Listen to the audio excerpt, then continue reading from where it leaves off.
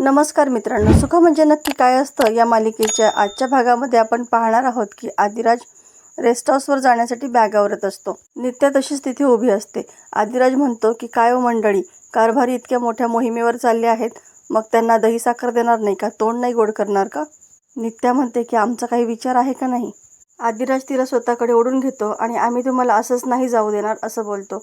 नित्या म्हणते आमच्या जवळ नाही यायचं आणि हातही नाही लावायचा असं म्हणून त्याला ढकलून देते. निरोप आमचा नाही तर आईंचा घ्यायचा आहे.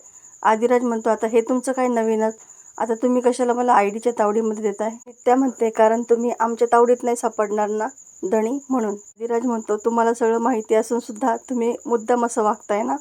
नित्या हसतच म्हणते की अशी संधी पुन्हा पुन्हा मिळणार आहे का आम्हाला धनी? आदिराज म्हणतो बरोबर आहे, अशी संधी आपल्याला पुन्हा नाही मिळणार असं म्हणून पुन्हा तिला आपल्याकडे ओढून घेतो. नित्या मुद्दाम नाटक करू लागते की जा तिकडे, मला नाही तुझ्याशी बोलायचं, आणि असं म्हणून रडत रडत तिथून निघून जाते. आदिराज विचार करू लागतो की आता मी काय केलं, यांना रडायला काय झालं? इकडे पाहुणी विचार करते की वाघिणीसारख्या मालकीनबाईंची शेळी कशी काय झाली अचानक? खूप मोठं कांड झालं आहे आणि हे सगळं आपल्या डोळ्यासमोर झालंय.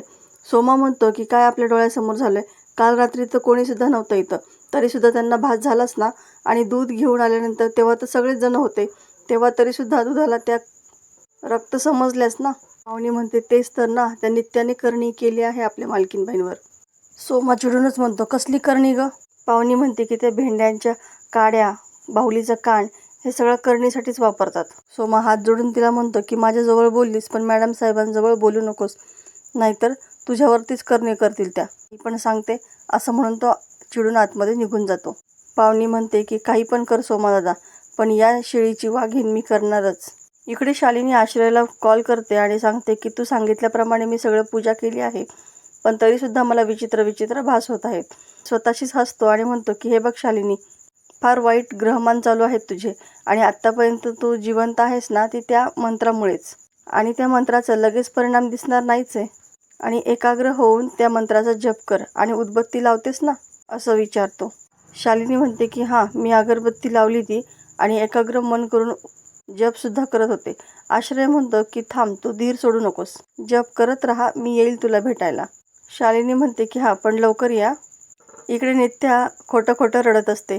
विमल तिची समजूत काढत असते, म्हणते की मला माहिती आहे तुम्हाला काय वाटत असणार आहे, पण तुम्ही धीर सोडू नका. आदिराज येतो आणि विमलला म्हणतो की आयडे मी रेस्ट हाऊसवरती चाललो आहे. विमल चिडूनच म्हणते का, आधी त्यांना रडवलं, आता मला रडवायला आला आहेस का इथं?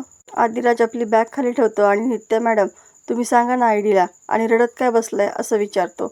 विमल चिडूनच म्हणते की त्यांना काय विचारतो, मी सांगते ना तुला, बघ त्या कशा रडतायत ते. तुला जायचंय ना तर जा, पण पहिल्यांदा त्यांची माफी माग.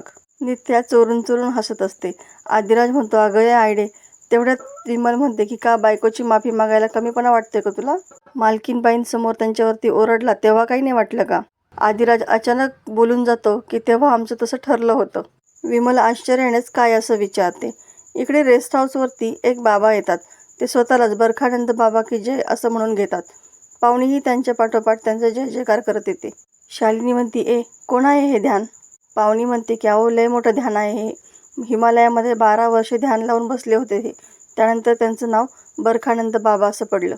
त्या आश्रय बाबांनी काहीसुद्धा होईना ना, म्हणून मी यांना बोलवलं आहे. शालिनी सोमाला आवाज देते आणि विचारते की हे असले उद्योग करायला तू सांगितले आहेस का त्या पाहुणीला? सोमा त्या बाबांकडे बघतो आणि म्हणतो नाही नाही मॅडम, मी नाही बोलवलं यांना. इकडे आदिराज खूप गडबडलेला असतो आणि म्हणतो की ठरवून नाही केलं मी सगळं, रागाच्या भरात माझ्या तोंडून निघून गेलं. विमल म्हणते पण बायकोवर हा असा राग काढायचा होय? नित्या खोटं खोटंच रडण्याचं नाटक करू लागते.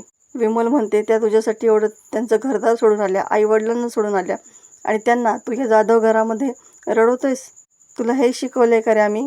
पहिल्यांदा त्यांची माफी माग. त्या गुपचूप हसू लागते आणि नाटक करू लागते की आई जाऊ द्या, तो शेवटी नवराच आहे तो. विमल म्हणते पण मी खपवून घेणार नाही.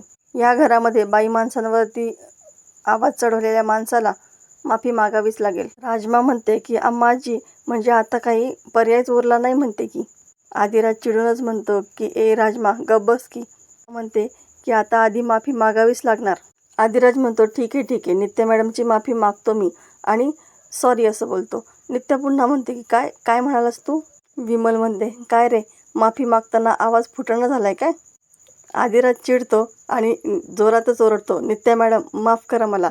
विमल लगेच त्याच्यावरती हात उगारते आणि म्हणतो की प्रेमाने माग. आदिराज पुन्हा प्रेमाने, नित्या मॅडम मला माफ करा, चूक झाली माझी असं बोलतो. नित्या हसू लागते. आदिराज लगेच बॅग घेतो आणि निघतो मी असं म्हणून तिथून निघून जातो.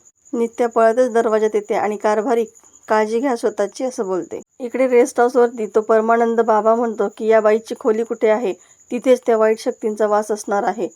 तितक्यात आदिराज तिथे येतो. आदिराज म्हणतो की ओ मालकीनबाई, हा जोकर कोण आहे आणि हे काय घेऊन फिरतोय हा? तो बाबा चिडूनच म्हणतो की मला तू जोकर म्हणालास, मला जर राग आला ना तर मी तुला बर्फाचा गोळा बनवून टाकेल. आदिराजही चिडूनच बोलतो की मग आणखी राग आणि त्याच्या दिशेने जाऊ लागतो. पाहुणी लगेच त्याला अडवते. तुला मालकीनबाई बऱ्या झालेल्या नको आहेत का? तू पहिले बाजूला हो. लय पॉवरफुल बाबा आहेत ते. बाबा चला मी तुम्हाला मालकीनबाईंची खोली दाखवते असं म्हणून ती त्यांना तिथून घेऊन जाते. पाहुणी म्हणते की ही आमच्या मालकीनबाईंची पवित्र खोली आहे, हिला कोणी अपवित्र केलं आहे लगेच सांगा. तो बाबा डोळे बंद करून उष्मा असं बोलतो. पाहुणी घाईघाईनेच त्याच्या त्या पेटीमधून बर्फाचा एक गोळा त्याच्या हातावरती ठेवते. तो बाबा गोळा घेऊन सर्व रूममध्ये फिरू लागतो. तो बाबा खोटं खोटंच बोलतो की थांब थांब, कुठून आली आहेस तू, कोणी आणलं आहे तुला, मला सांग, खरं खरं सांग, नाही तर या बर्फामध्ये कायमची बंद व्हायला तयार हो. आणि कोण? नित्या अधिकारी असं बोलतो. त्यावेळेस आदिराजला आणि शालिनीला खूपच धक्का बसतो. शालिनी आश्चर्यानेच विचारते की तुला नित्य अधिकारी हे नाव कसं काय माहिती? तो व्यक्ती आपल्या हातातील बर्फाचा गोळा फेकून देतो आणि म्हणतो की तू इतक्या लोकांचं कल्याण केलं आहेस, पण ती नित्य अधिकारी तुझ्या मुळावर उठली आहे. तुझ्या एवढ्या मोठ्या पुण्याईला तिने भीतीच्या जाळ्यामध्ये कैद करून ठेवलं आहे. बालिगे, तू सद्गुणांचा पुतळा आहेस. आजपर्यंत तू एक सुद्धा मुंगी मारलेली नाही आहेस. हे ऐकल्यानंतर शालिनी मात्र डोक्यालाच हात लावते. आदिराज मनातच हसू लागतो. सोमा त्या बाबांपुढे हात जोडतो आणि म्हणतो की बाबा, आता या क्षणापासून पुढं काय घडणार आहे एवढंच सांगा. तो बाबा हसू लागतो आणि म्हणतो की छे, आता काही सुद्धा होणार नाहीये, कारण मला हरवणारी शक्ती अजून जन्माला यायची आहे. सोमा त्या बाबाला धरतो आणि त्या आईस बॉक्समध्ये घालतो. शालिनी म्हणते की सोमा, आत्ताच्या आत्ता या बाबाला उचल आणि लात मारून घराबाहेर हाकलून दे. सोमा म्हणतो तुझं नाव सांग आणि कोणी पाठवले तुला? तो माणूस म्हणतो की माझं नावच उष्मा आहे आणि ह्या पाहुणीने मला पाठवलं इथे.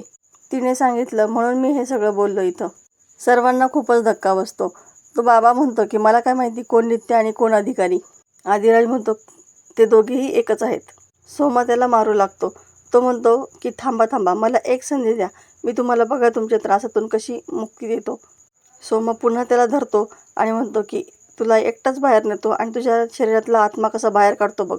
सोमा त्या बाबाला खेचत बाहेर घेऊन जातो. पाहुणी म्हणते की मी शपथ घेऊन सांगते की मला असं वाटलं की नित्याने करणी केली आहे तुम्हाला, म्हणून मी हे सगळं केलं. आदिराज ओरडतो तिच्यावरती आणि म्हणतो की अक्कल काय शेण खायला गेली होती का तुझी? चालती हो इथून, लगेच बाहेर निघ. पाहुणी रडतच बाहेर जाते. इकडे आदिराज नित्याला भेटायला येतो. तो खूपच हसत असतो आणि टाळी द्या असं बोलतो. नित्या म्हणते की झालं काय आहे? आदिराज सांगतो की पाहुणी एका बाबाला घेऊन आली होती आणि नेहमीप्रमाणेच तुम्ही तिच्यावरती करणी केली आहे असं सांगण्यासाठी. नित्या म्हणते मग काय झालं? आदिराज म्हणतो काही नाही, तोंडावर पडली नेहमीसारखी ती. नित्या म्हणते की वेडेपणाचं का असेना, पण पाहुणी माझ्यावरचा संशय सोडायला तयार नाही आणि हाच संशय ती शालिनीच्या डोक्यामध्ये भरवत राहील. तिने शालिनीला हे पटवून देण्याचा प्रयत्न केला तर? आदिराज म्हणतो असं काही होणार नाही, मी आहे ना आता तिथं. नित्या म्हणते की त्याचीच तर भीती वाटते. आपण जे काही करतोय त्याच्यामध्ये उघडपणे तू माझी बाजू नाही घेऊ शकत. तू सध्या शालिनीच्या बाजूने आहेस आणि आपण बेसावध राहण्यामध्ये काहीच अर्थ नाही. आदिराज म्हणतो की बेसावध नाही राहणार मी, आणि हे सगळं ज्याच्यासाठी चाललं आहे ते एकदा होऊन जाऊ देत ना. त्या शालिनीचा कबुली जबाब मिळून जाईल आपल्याला. नित्या म्हणते पण म्हणून तू कुठली रिस्क घेऊ नकोस. आदिराज नाही घेणार असं बोलतो.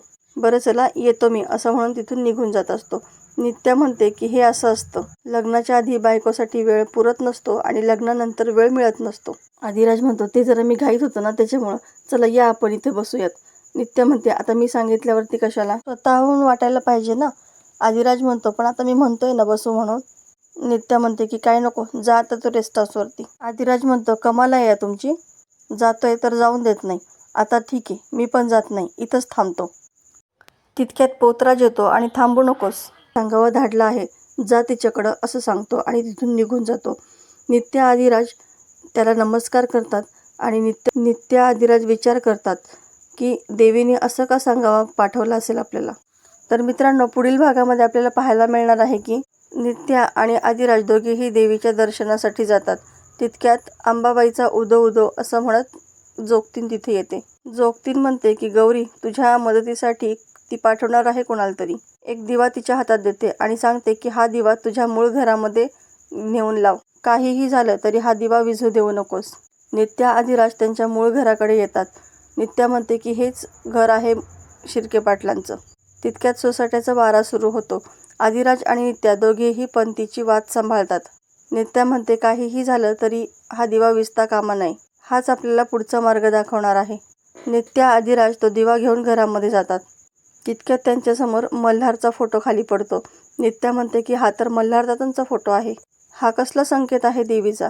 तर मित्रांनो, असेच नवनवीन व्हिडिओ अपडेट पाहण्यासाठी या चॅनलला सबस्क्राईब करा. नोटिफिकेशनसाठी बेल आयकॉन अवश्य दाबा. व्हिडिओ पाहिल्याबद्दल धन्यवाद.